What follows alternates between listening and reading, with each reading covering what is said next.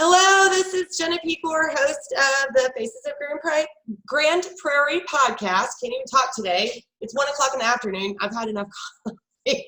But anyway, I'm here today with Tiffany Ross. She is a friend of mine. Hi, Tiffany. How are you? Hi. Thanks for having me today. Yes, thanks for being on. So, Tiffany, tell everybody what you guys do for your business. So my husband and I own Site Guard Inspection Services. We are a residential and commercial inspection firm.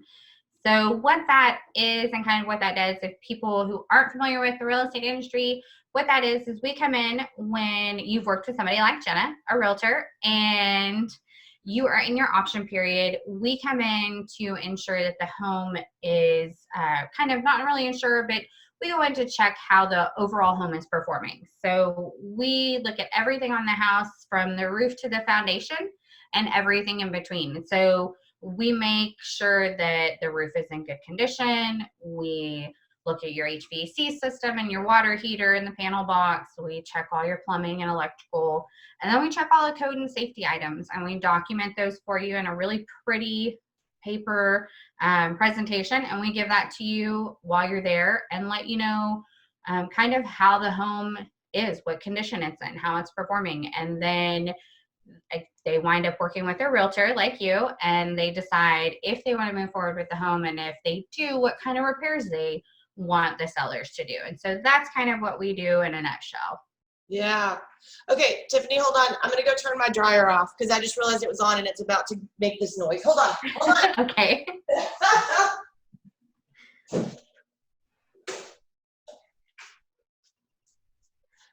I'll cut that part out, but I know what's going to happen is it's going to start going meh, meh, and it's going to be very annoying. Okay. So the inspection is, and a lot of people get kind of confused about like, what is the inspection and what is it for and who is it for? Yes. And so the inspection is for the person purchasing the home. It is not done for the bank. It's not done for the seller. It's done for the purchaser to make sure that they know the condition of the home. That's right. A lot of times we'll get confused with appraisal also. Yes. And we have to let people know that we're not here to provide you with a value of your home. We're here to assess the condition of it and let them know that we're here to work for them. So we work for the client or the purchaser, the buyer, whatever title you want to give them. That's who we're here for, and that's who we are here to represent and take care of and make sure they have a firm understanding that the dream home that you found them truly is that. Right. And they're also not handymen. No. They can't, you know, it's like Nathan is your husband. He's the one that does the inspections. And it's not like he can go, okay, well, this is what's wrong. This is how much it costs to fix it. This is how, this is how long it will take. Like, and so he does have an understanding somewhat of things, but it's not to get the idea of how much it's going to cost to repair. It's just to get the condition of the home. Right. So an inspector isn't there to repair or replace any items. He's there to inform of the condition of it and how it's currently performing. And then as an inspector or as a realtor, you can then provide a resource or a reference for someone to come in and actually further evaluate. So when we're working with a new buyer or client, someone who's never purchased a home before, I like to kind of explain it to them this way. An inspector is a general practitioner. So he's like your family doctor. You're going to come, you're going to meet him. He's going to tell you all the things that are going on. He gives the home basically a physical. And then after that physical is done, you work together to find somebody who is a specialist. And then you go to that specialist to have that issue further evaluated and corrected if needed. I love that analogy. That is such a great analogy. Yeah. That's exactly what it is. It's like he comes in, he does the tests on all the major areas of the home. He tests to make sure that the air conditioner is blowing at the temperature it's supposed to be blowing, that the toilets are flushing, everything's coming on, the electrical panel is functioning properly. And then so if there is a problem, that we know how to move forward. And none of that goes to the bank. Nope. None of the report goes to the bank. The report doesn't even have to go to the seller if the buyer doesn't want for the report to go to the seller. Correct. Yeah. It's purely for the advantage of the home buyer that is buying that home to ensure that they understand the condition the home is in. So a question that I always am curious about, because, and I do talk to Nathan about this when I see him, there's a lot of parts of the house. Yes. And there's a lot of codes that are constantly changing on the various parts of the house. So how much education does he have to do every year to keep up with all that? So he has, just like realtors, he has continuing education that he has to take every year. He has to take standards of practice and legals and ethics, just like you guys do. And then he has, he can then do optional courses to kind of just further his education. And I believe it's 32 hours of continuing education every 2 years. Mm-hmm. And so he has courses that he takes. He has additional certifications outside of just being a standard home inspector. So he has a certified applicator's license for to perform the wood destroying insect inspection. So outside of us owning SiteGuard Inspection Services, we also own our own termite and pest company called Insect Detect, and we hold the license for any inspector who works with us so that they can perform the inspections. He has a certification to perform septic system inspections. Not a lot of inspectors do that. And so he's actually certified to not only inspect them, but also to repair or install them. He doesn't want to do that, but he just wants to do the inspection portion, but he does have that certification. And then he has certifications to provide pool and spa inspections. Not a lot of inspectors do, and you don't have to have the certification to inspect it, but it's always good to just double check. And a list of all the, and he's got a couple others, but all of that's listed on our website. If you go to the Meet the Team section on our website, and you can see his credentials as to how long he has been doing this and what kind of construction background he has and things like that. So it takes a lot of education. The primary education takes about a year because you have a lot of classwork that you have to do, and then you have to do some in classroom stuff and kind of see how things go. And then for us, when we bring on an inspector, we have a 90-day training period to ensure that they are true SiteGuard material and that they're performing at the level that we think meets what our clients and realtors expect. Do you guys have to do you have to do any type of apprenticeship whenever you become an inspector? So you can do an apprenticeship when you become an inspector, but in order to be, in order to have apprentices under you, you have to have qualified with TREC in order to do that. And so that's an additional qualification that you have to have. It's not something that's necessarily difficult to get. It's just a little time consuming, but you can be an apprentice and go through that route. You still have to pass the state tests, national tests, and so on. But you can do that as well. And you can find out if you're wanting to become an apprentice inspector, you can actually go to the TREC website and see who are the qualified people to provide that apprenticeship for you. Wow.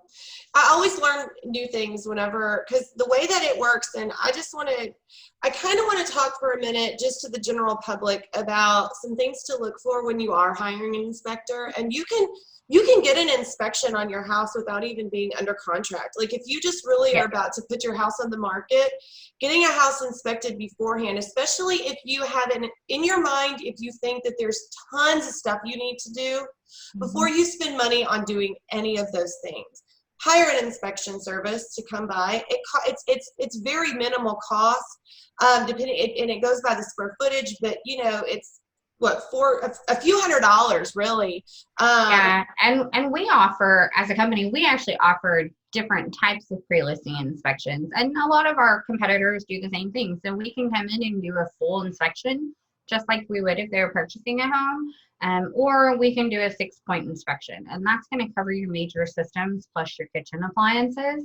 And a lot of competitors, our competitors or fellow inspectors, however you want to refer to them, we do the same thing. And so it gives you just an idea of what needs to be prepared or what needs to be repaired or potentially replaced. And then that way, when they do work with you, you have the ability to now list it at the highest price possible for them. Yes, and you also know what it's going to take to get certain things fixed, or if it's even necessary.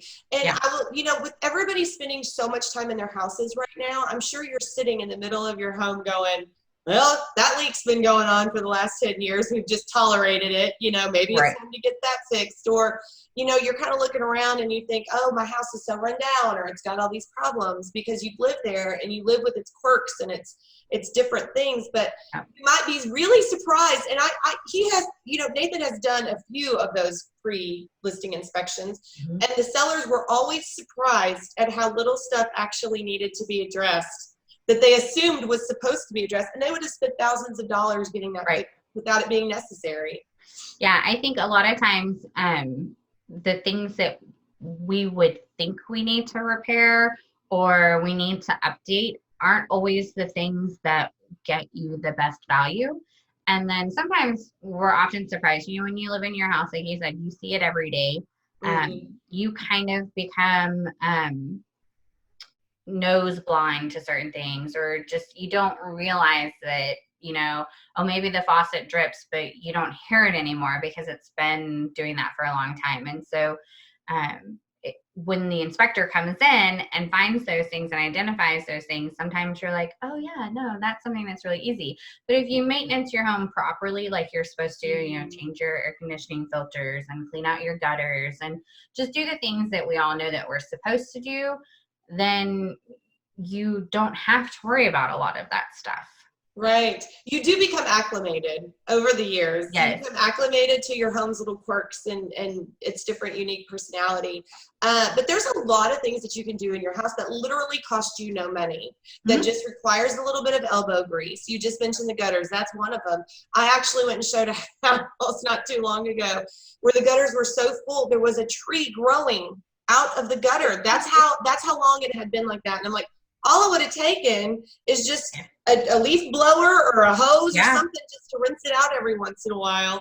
And so there's a lot of things we could be doing. But one thing that Nathan and I think Nathan does it more than you do because he's out in the field, but he'll post on y'all's Facebook page some of the really, really odd stuff that he comes across. Yeah. It's some of them we have a phrase that we like to use here in the office and just in general, it's like guard. And it's, what the DIY were you thinking? And because you would be, some of the stuff he comes home with and shows me, I'm just like, oh, good Lord. Like, oh, this is why we hire professionals because, to quote a photographer friend of mine that I know, I can cut my own hair, but I probably shouldn't. I should leave that to a professional. And so it's kind of the same thing, there's always little DIY projects that sellers or buyers can do. But if you're going to do a major remodel and you're not well versed in how to install tile or, frame a wall, call somebody. Do electrical work? Yes. You're going to save yourself so much money by calling the professional and having them do it than having to have them come in later and redo or undo what you've done. Yes. And, it's kind of amazing to me because there's so many things that we can learn how to do online. Yes. But it doesn't mean we need to do them. Right. So I actually went to a house not too long ago, and this wasn't even one of the worst ones I've seen, but instead of hiring an electrician to come in and splice the wires and install outlets where they should be installed, and they just started adding extension cords everywhere. So they would cut a hole in the wall and they put an extension cord over here. And what that does is, I know that you could get away with that for maybe one or two light fixtures, but when you start doing that with tons of them, what you don't realize is you're overloading the system, and now you're making so many things a fire hazard because you have wires strewn everywhere that they shouldn't be. Right. And it's so interesting to me that people would rather do that than just hire an electrician to do it the right way. But that's the kind of thing we see. But to put things in perspective, there's a lot of do-it-yourself projects that are fine. And what I think that when you're an inspector, when you're a real estate agent, when you're an appraiser, and you see things all the time, you know the bad, the really, really bad, from the not so bad. So when people look and think, oh, my house is so terrible, I'm like, no, you don't know what terrible looks like. No. If you want to know, go to SG Inspection Services and on Facebook, and you can find us, SG Inspections, and you can see some of the crazy stuff. Or you can go to our website and you can go to our gallery and you can see some of the crazy things that we see. I mean, Nathan posts stuff all the time, and it doesn't just happen in existing homes. You know, we caution purchasers or buyers, when you're building a home, you need to work with an inspector, and there are multiple phases of the build, and so there's multiple phases of the inspection that needs to be done, and this is the best way to make sure that the home is performing as best as it can be from day one. And you'd be amazed at some of the things that we find. We performed thermal imaging on a home about a couple of months ago, probably 2 or 3 months ago now, and one whole wall in a new construction home did not have any insulation. A whole wall. There is no insulation at all. So and before you go, what is thermal imaging? So thermal imaging, it's also called thermography. So what that is how I kind of explain it is, you've seen a sonogram and you see that it's in black and gray. So thermal imaging detects heat signatures or the lack thereof. So instead of seeing grays and whites and blacks, you're going to see colors. And so you're going to see reds and oranges and greens and blues and violets. And what that does is it tells the inspector, when he's looking at it, if there is heat coming in. So let's say you have heat coming in through a window because it's not sealed properly. He's going to see those reds and oranges and yellows. Whereas if there's maybe some moisture coming in somewhere, he's going to see some blues and violets. And so it really just kind of tells him, it helps them see into the walls kind of, so that they can see what's going on. If there's moisture, if there's heat or lack thereof, they can kind of see what's going on. So it really provides kind of a heat signature almost. And so it was hot. So it just looked like a big red and orange wall because there was no insulation in there. So the home wouldn't have been properly cooling. They wouldn't have been able to figure out why. And it's little things like that. Whereas if they had had a phase 2 inspection, then we could have seen what was going on before all of that happened. So, oh dear, that's always scary. Call your inspector.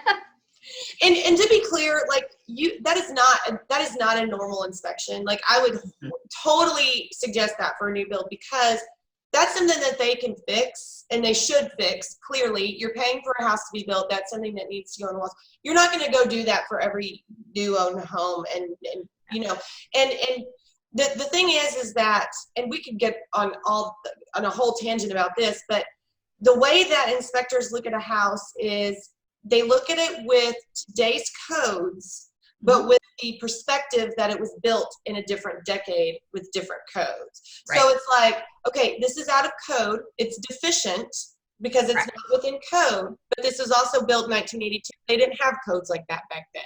Right. So that's always kind of tricky for people that are buying a house. And that's why it's really important to have an inspector that is very good at explaining what an inspection report looks like, which Nathan is amazing at doing, which is why I use him for all my inspections, because especially when you're a new home buyer and you've never owned a home before, those inspection reports can be pretty daunting. Yeah, and you know, I mean, Nathan is known for being really thorough. And so when you look at our website and you review our sample reports and you see that they're 30, 40, 50, 60 pages, you start to go a little cross-eyed. And, you know, this is not, inspections in real estate is not my, this has not been my career in my life. This is something that when we decided to do this, I made the change into this. So I've learned over the years some of the things. And so when we decided to open this business, I really had to start digging deep and diving into some of the reports. And it was just like, I don't know how you explain some of this to people Right. and have them understand, because there's a lot of technical jargon that goes into it, and a lot of industry speak. And like you said, there's codes that are mentioned and things like that. And code changes every 3 years. So they're having to constantly learn what the new code is and what it was, and just let people know that yes, legally I have to mark it as this, but this is something that it's just an as-built condition. Don't have to stress about it.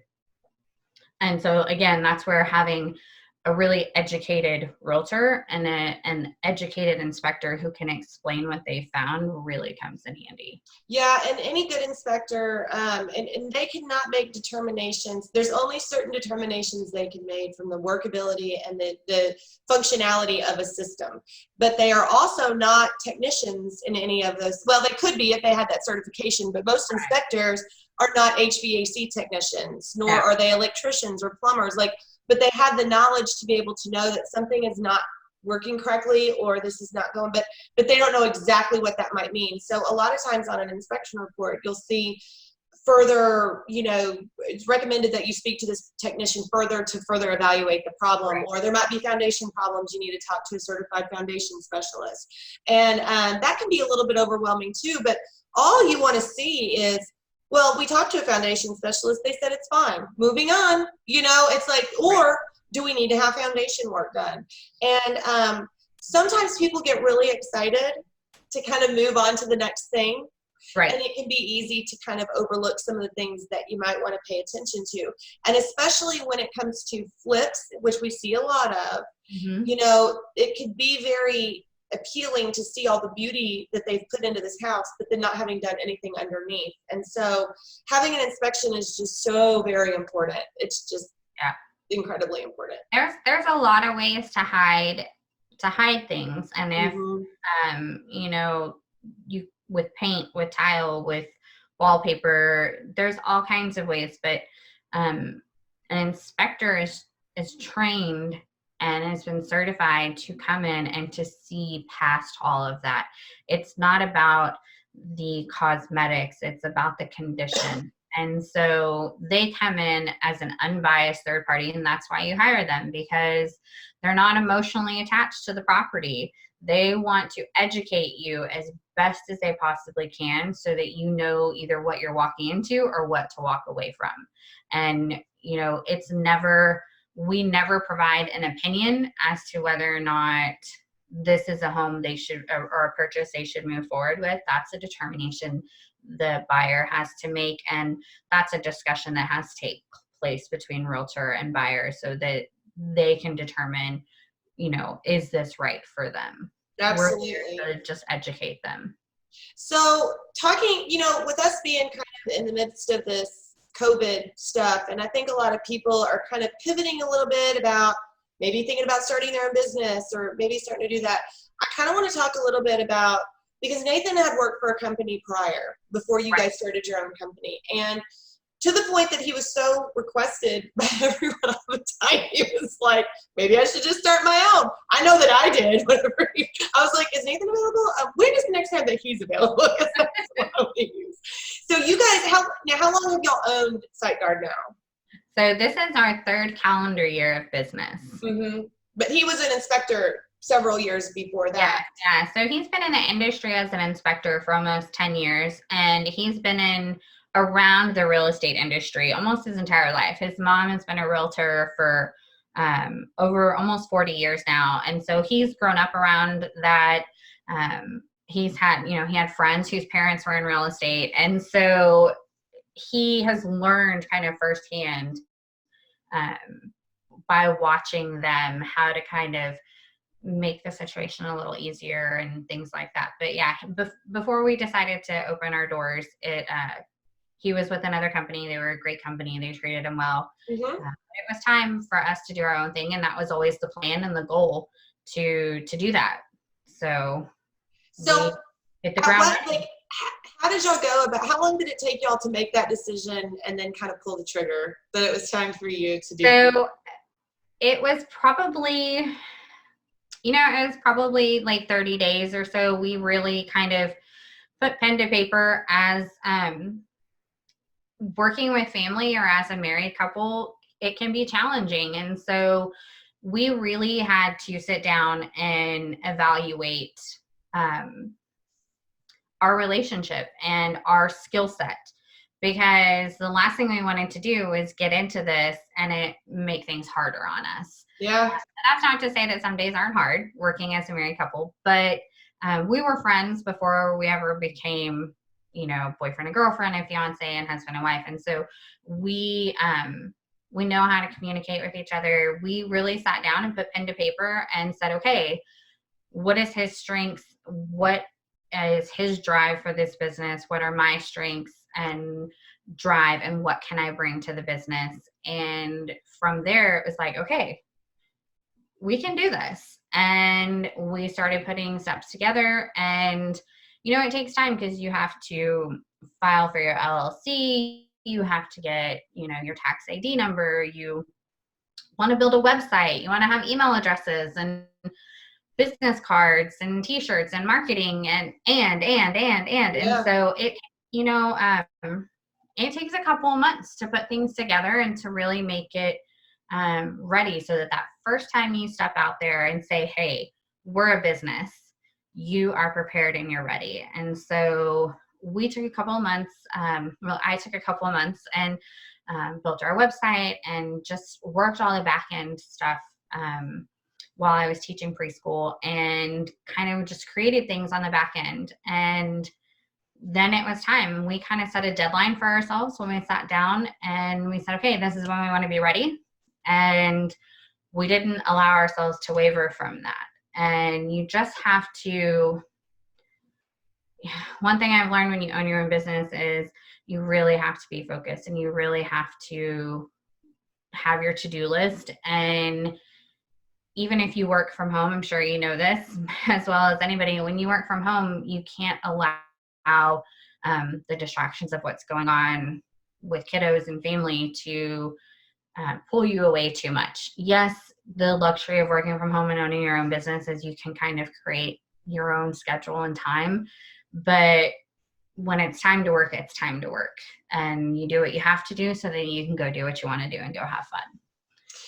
Yeah, that's so very true. And what I will say also about you guys is y'all are always very good about, okay, now it's time for us to just go have a date night, or now it's time for us to go on a motorcycle ride, or now it's time for us just to go be ourselves, be married, and just not worry about all the other stuff, and have fun with friends. And that's, in my opinion, I think that's one of the hardest parts of when you're a married couple that's working from home, especially if you're working on the same business. Yes. To have that end point and go, okay, we're done as working partners. Now let's be married partners. So, yeah, I mean, for the first year, it was definitely an adjustment, because I went from working 50, 60 hours in a corporate career to stepping back and staying at home and then teaching preschool part-time, to 90 to nothing running our own business. And there was a lot for me to learn because I didn't know this industry. And so it was a lot of when Nathan got home, us practicing, making sure that I knew what I could say, knew what I couldn't say, because there's a lot of legal and legalities that go along with our business. As well as I do, as a realtor, you're only legally allowed to say so much. And as an inspector, so is Nathan. Seeing as how I don't hold a license as a realtor or an inspector, I can provide some general information, but I have to be real cautious to make sure that I'm not speaking out of turn and doing anything. And so it took a lot of late nights. He would come home from inspections, and we're working until 8 or 9 o'clock for that first year, trying to make sure that we're on the same page, that we know what's going on, what are we doing, what's working, what's not working, how do we change it, how do we adjust it. And it was tiring. And we learned that sometimes you have to plan to be spontaneous. And that sounds really silly, but it's true. And so, like you said, sometimes we just have to say, okay, that's enough. We're going to get on the motorcycle and we're going to go ride for an hour. And when we stop, we'll check emails and we'll answer phone calls and we'll check back in. And then we're going to have a meal and we're just not going to answer the phone. And then we're going to get back on the bike and ride for another hour and we'll take care of business when it's done. But it's hard because you want to find that happy balance. But sometimes we get home and it's 8 or 9 o'clock and we're like, okay, all we've talked about is work. It's time to stop. Let's put on some Netflix and let's just relax. Yeah, and y'all are kind of, it's interesting, the industry that y'all are in is, yes, what y'all do is you provide inspection services. But a lot of times your customers aren't just the people you're doing inspections for, it's also the real estate agents that you work with. And so there's always that fine line of, we want to make sure that we're giving everybody the best customer service as possible without everybody completely dictating our entire life all the time. And that's I think when you're in a service-based industry, that's the hard part is, and realtors feel like that too. It's like there have been times that I have texted you and it's been 9 o'clock because we had an offer accepted. And I'll say, Tiffany, do not respond to this. I know that it's late. I'm just texting you before I forget. And then you'll text me back and I'm like, don't text me. I just need to not text you. Yeah, I have gotten those text messages and, you know, it's real hard for me because like I said, I want to make sure that our clients are taken care of and our clients are not just the home buyers, they're our realtors too. And so it's real hard for me. I try to I think of all our realtors and clients as part of our SGIS family. I mean, they're just an extension of who we are. And the best customer service that I can provide them is to treat them like I would a family member. And if they reach out, I want them to know that we're sharing in this excitement with them. We're so happy that they executed their contract. We're so happy they're buying their first house.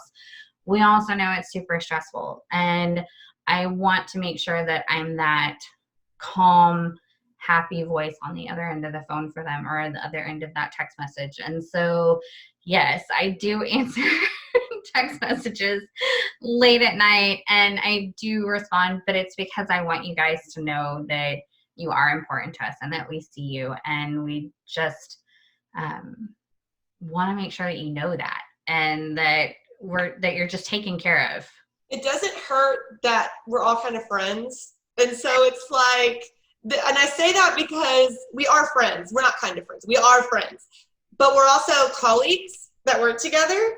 So it's like sometimes there's that, oh, it's Jenna, or oh, it's Tiffany, or oh, it's Melissa, or oh, they're texting me and I want to talk to them because I just like them. And then it's also but this is also their personal time, you know. Right. So it's so interesting in this industry how we all kind of commingle with each other, and then it can be really easy to kind of let that personal and / colleague line kind of blur, you know. Yeah. And kind of go, do I really need to talk to her at 10:30 at night? No, probably not, you know, but.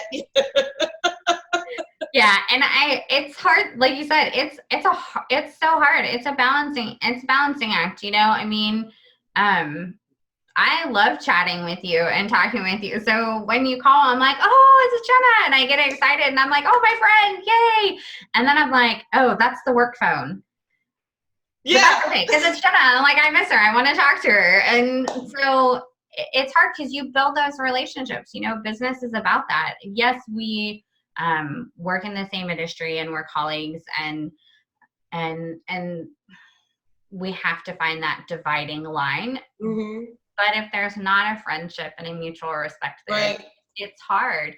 And so, yeah, when you call at 9 o'clock, even when you say, don't answer me, it's hard because I'm like, oh, it's my friend. Like, I just want to make sure you're taken care of. Well, and it's so funny because as realtors, like, and I went through, you kind of go through these cycles where it's like, okay, I can have all listings or I can have all buyers or I can have a little bit of a combination, but I've gone through this cycle lately where there's been almost all listings and I haven't had any new buyers. Well, what happens is I don't get to talk to you guys as much.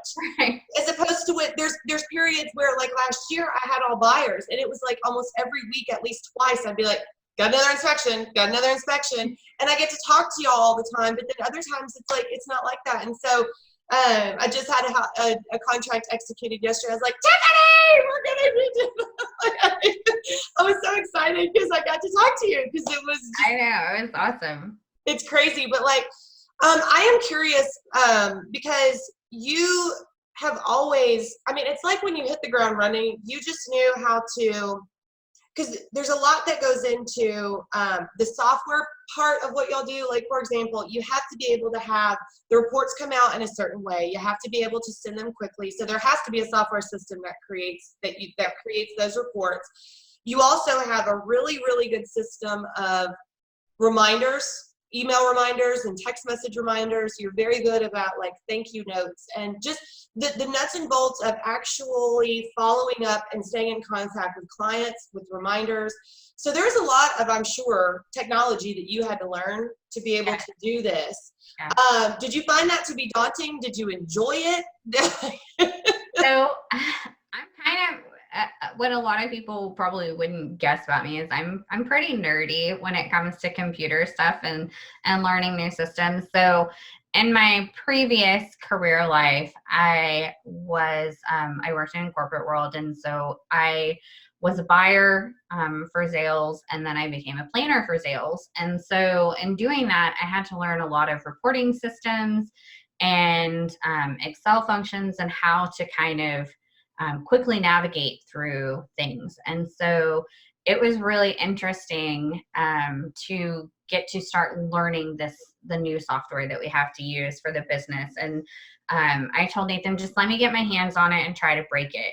And I know the system that we use is great. It, once I got it all set up and really understood it, then it was super easy to make sure our clients knew what we wanted. We talk to our realtors all the time and do surveys and just kind of ask them, is this too much? Is this not enough? We always want to make sure we're communicating and that everybody knows what's going on so that we don't show up somewhere and someone's caught off guard. And so once I learned it, now it's easy and I can navigate through it. Nathan was instrumental in me learning how to do that because he really had to sit down with me and teach me some things and walk me through it. And now, not to toot my own horn, but I'm better at the system than he is. But yeah, I mean, there's definitely new software that I had to learn. I never had built a website before. And so I built our website, and it was there were a lot of expletives sometimes and a lot of frustration because I didn't always know what to do. And there's a lot of there's a lot of industry lingo that I didn't know that I had to learn. And it was like going back to school. And so some of it was fun. And then some of it, I was just like, oh, I don't want to have to do this again. But no, it's great. There is one software system that I don't utilize at all, that only Nathan utilizes. And it's a live software. It's how he builds his reports. Mm-hmm. And so he won't let me get my hot little hands on it to try and break that system and understand it better. But it's how he builds his report. And so it's a live system and it's interactive. So if you mess up something, you have to know how you messed it up. Whereas with the system that I use for scheduling, it's a little easier. I can reach out to the IT team, who was probably completely tired of hearing from me in the first few months, and just be like, I think I broke something. Can you help me?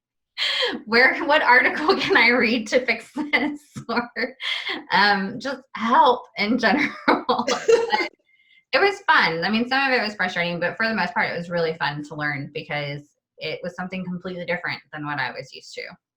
Yeah, it's I started going through and redoing my website as well, and there's a lot of people that are fine with just handing it over and saying, here's my stuff, build it for me. That's not my style. My style is I really need to know, like, and it sometimes it takes going through like building a website to understand, okay, what message am I really trying to send to the public? Like, right. What is the most important thing that I'm trying to do with this? Just like you said, jargon and lingo is very, very important. What am I trying to communicate? and how do I want this to be perceived and how do I want it to be used? And sometimes you don't know that until you actually do it yourself. But Right. it does take a lot of time. And I'm glad that I'm doing it like that. I'm learning about HTML codes and I'm learning about, all of these things and how you have to, I mean, it's complicated when you start. It's very overwhelming. Mm-hmm. But once you kind of learn, it's kind of a cool thing that you learn, like you have that knowledge.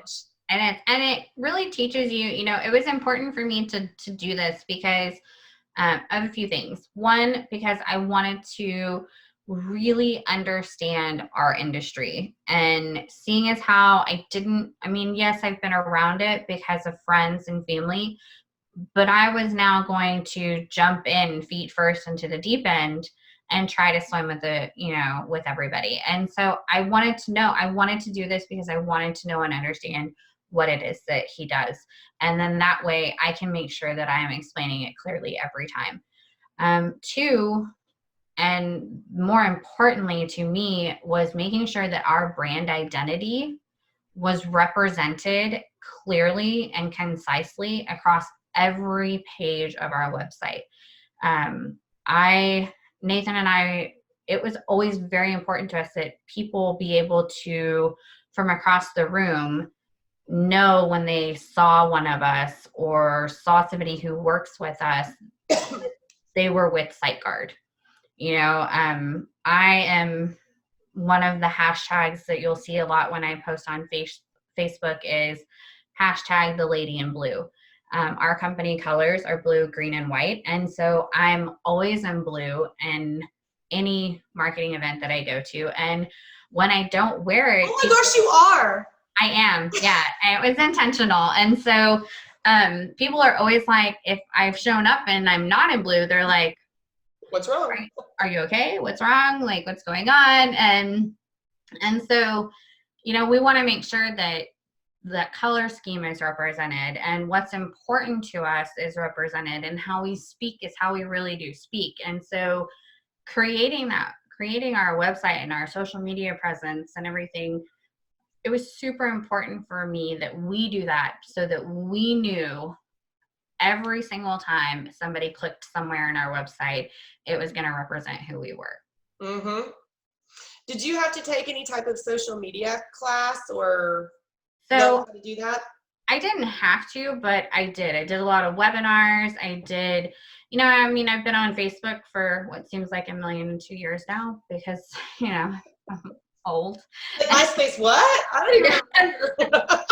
And so, I had an idea of how it worked, but when you're running your personal page and you're running a business page, it's very different. And so there are different algorithms that take place. And so I really had to understand that if I was going to make sure that we had the social media presence that we wanted to. And so that meant taking some webinars and really diving in and making sure I understood that, how many hashtags I need to use, when I need to use them, what type of hashtags I need to use. Am I covering all my bases? And then to know that not just across Facebook, but across Instagram and across Twitter and across YouTube. And, there's ever-changing, growing technology evolving. And, even now with all of the COVID-19 stuff, and we're now doing Zoom classes or GoToMeeting classes and things like that. So how we're getting in front of people and how we're educating them is different now. And so, yeah, absolutely. I had to take classes. I had to learn, not because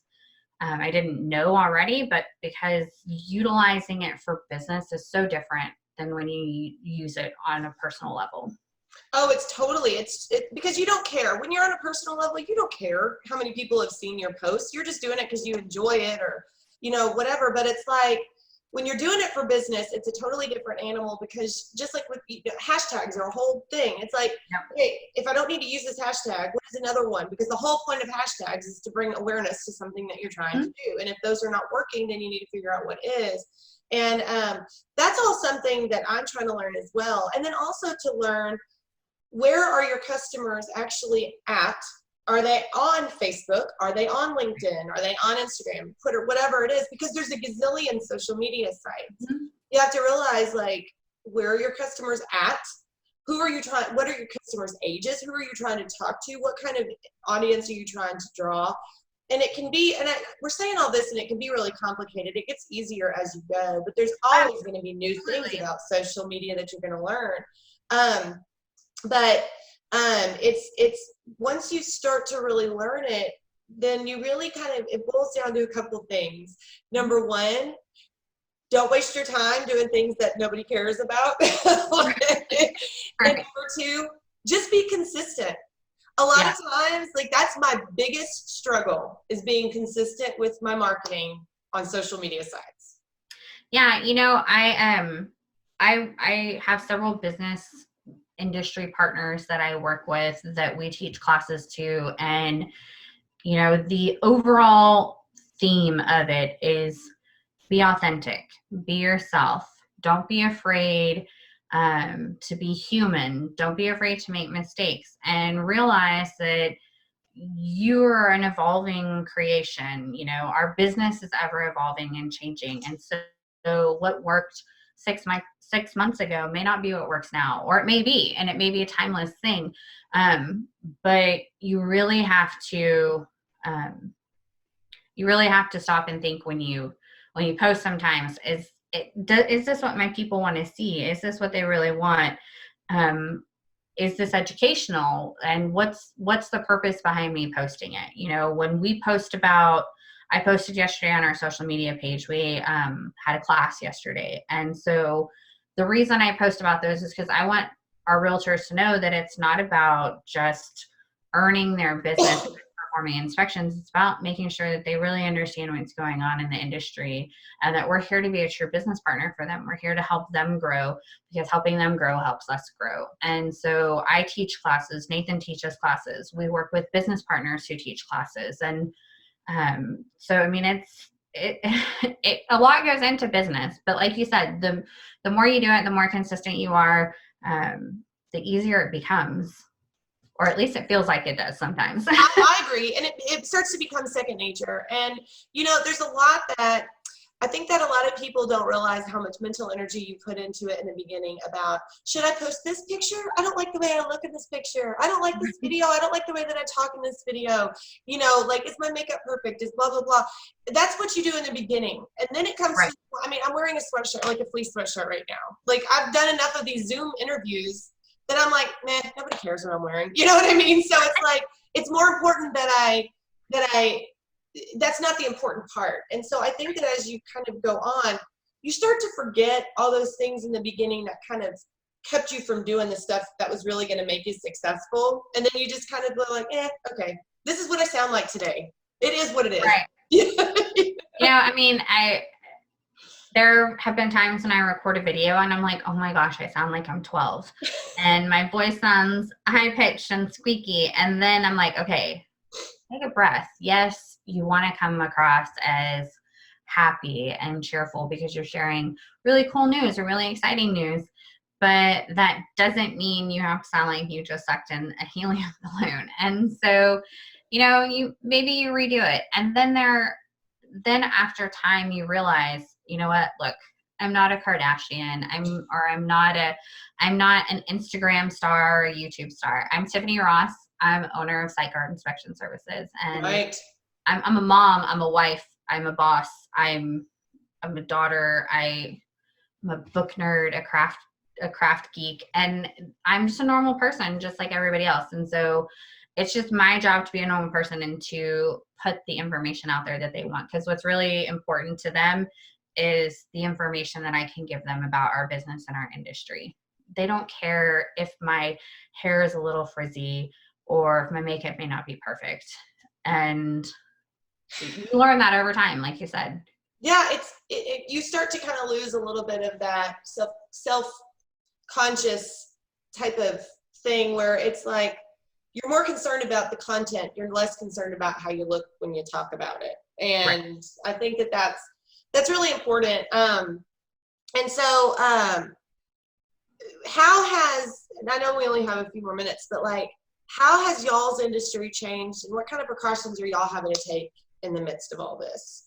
So, you know, our industry, just like several others, have been impacted by the coronavirus or COVID-19, whatever you want to call it. And we normally, when we do an inspection, we tell clients they're welcome to be there the whole time, come in, measure for furniture, window treatments, hold paint samples up to the wall, figure out kind of what they want to do. And now, as a safety precaution for our clients, the sellers, our inspectors, our realtors, we have started doing virtual presentations. And so that includes presentations like this, like us doing this Zoom meeting now, or doing a conference call or FaceTime with the clients and sending them the report so that we're now going over that with them in a virtual setting so that everybody stays safe.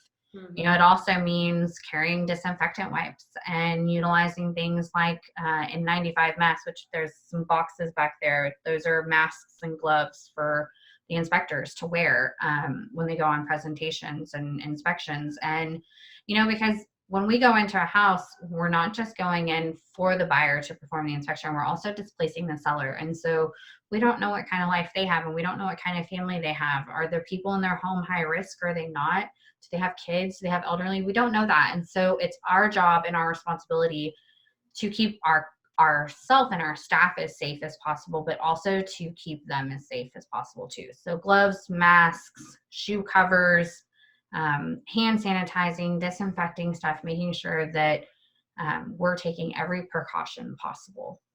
Yeah, absolutely. It's so weird how fast it changed like that. Mm-hmm. And it's like you have to pivot on a dime in a situation like this, and especially when you're in the real estate business and you're number one, you're around a bunch of people as you're showing houses, or you're doing all these presentations. You're going in and out of other people's houses where people live, or you're the seller that has people coming in and out of your house that you don't know. And it's like, is Nathan home? Yeah, he just walked in the door. I saw a shadow.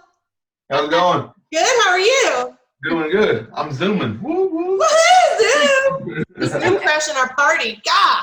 I'm just kidding. Things have definitely changed, because a lot of times when Nathan goes into an inspection, the sellers could be home. There could be additional contractors there, painters, flooring people, HVAC technicians, and any number of things. And so we've now had to just take additional precautions and make sure that he's protected as much as possible, and that we're doing everything we can to protect those who are in the home and those who could potentially go in the home. Hey, Nathan, did you, because I went and showed a house for the first time in a few weeks, like, I guess it was last week, and it made me nervous. Like, I'm not going to lie. Like, I am not a germaphobe by any stretch of the imagination. I'm sitting up for our interview here. I'm putting my glove on. There we go. All right. I'm sanitary. I can talk to you now. Very good. Very good. Thank you. Thank you for taking those precautions. But did you? No, we do. We, I'll put the gloves on, and I'll put the, the respirator mask if necessary, and been bringing little hand sanitizers, and I wash my hands. I mean, I do that anyway. Wash my hands, a lot at the inspection.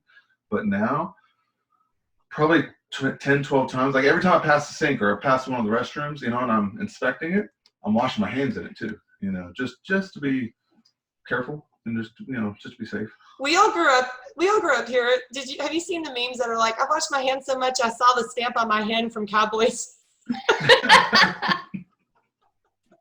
I've uncovered the stamps from Cowboys,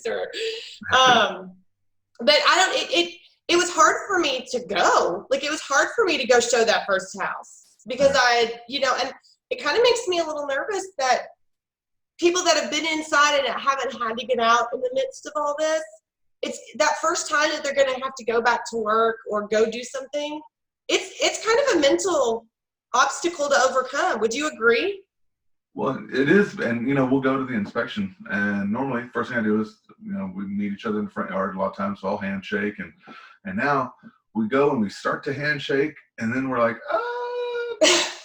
elbow or tap shoes or long distance high five.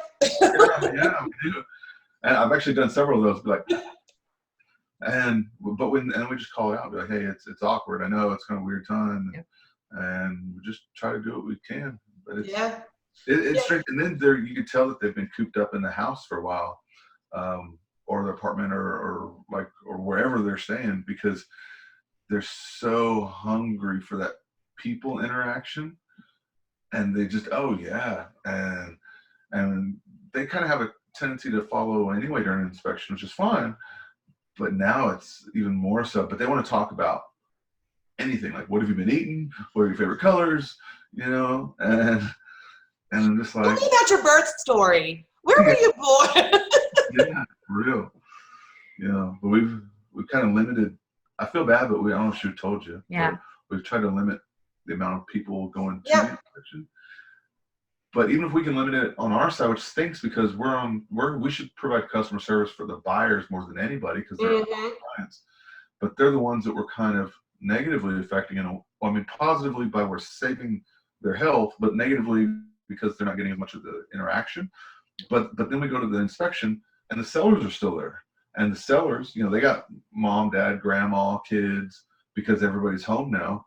So, it's like, if you didn't try to separate some kind of way, think of how many people would be in that house. So I think legally right now you're supposed to have 10 people or something.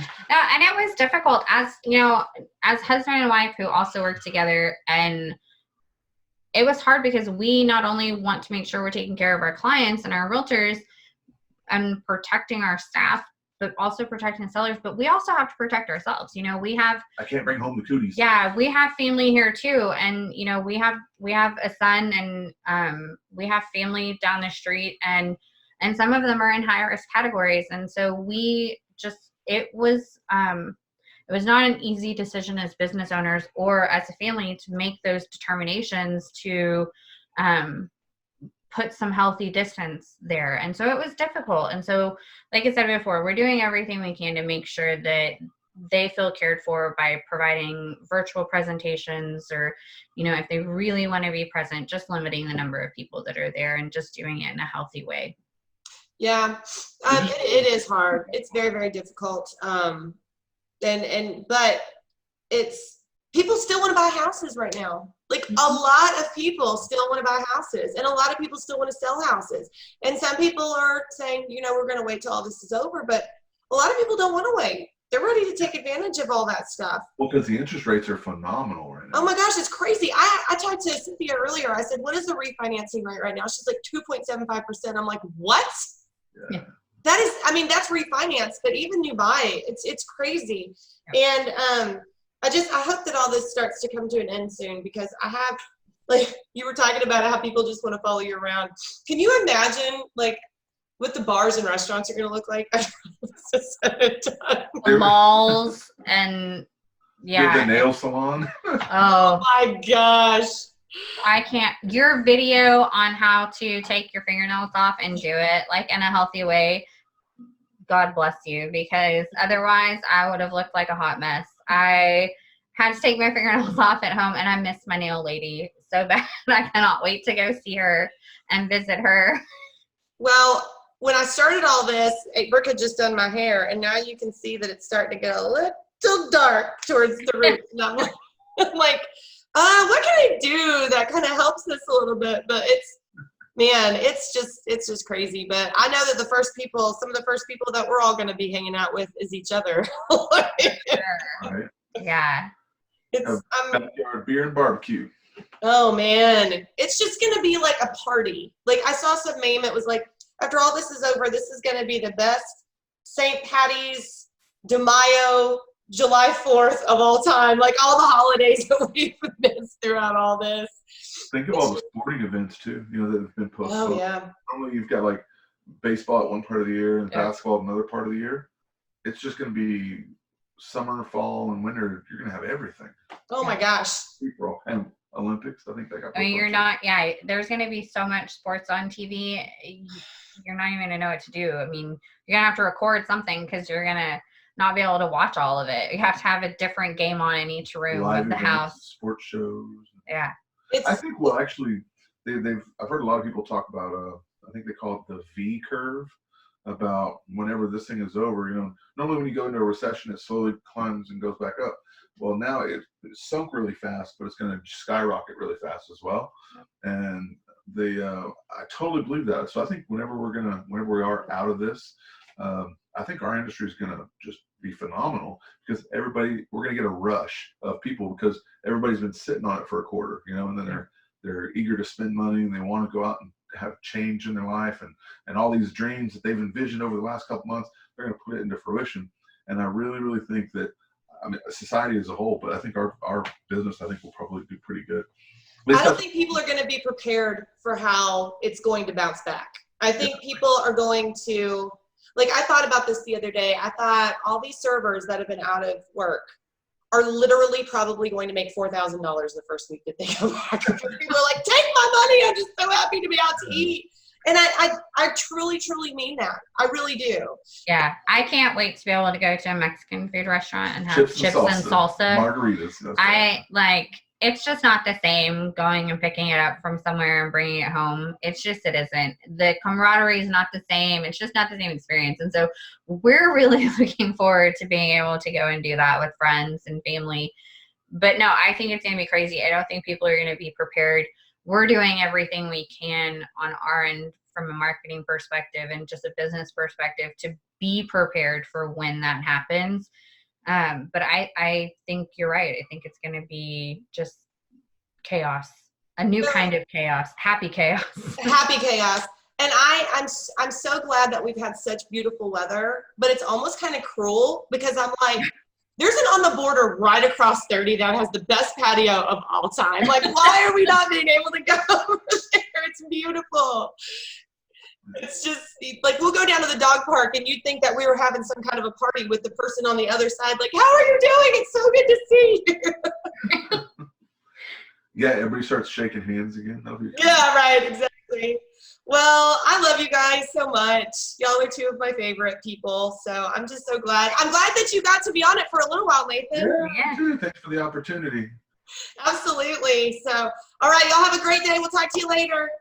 Bye, Jenna. Thank you. Oh, wait. Where can people find you? We didn't even answer that. Oh. Absolutely. So they can find us at sginspectionservices.com. They can find us on Facebook at SG Inspections. They can find us on Instagram at SG Inspections, YouTube, Twitter. You can find Nathan and I individually on Facebook and on Instagram. You can call our office, 972-979-7346. Or when it all fails, Google Site Guard Inspection Services. There you go. I'll make sure that I put all y'all's links on everything, and you can share it and all that good stuff because y'all are awesome. Y'all are the best. I just love you. Thanks. Thanks. Talk soon. All right. Bye. Bye.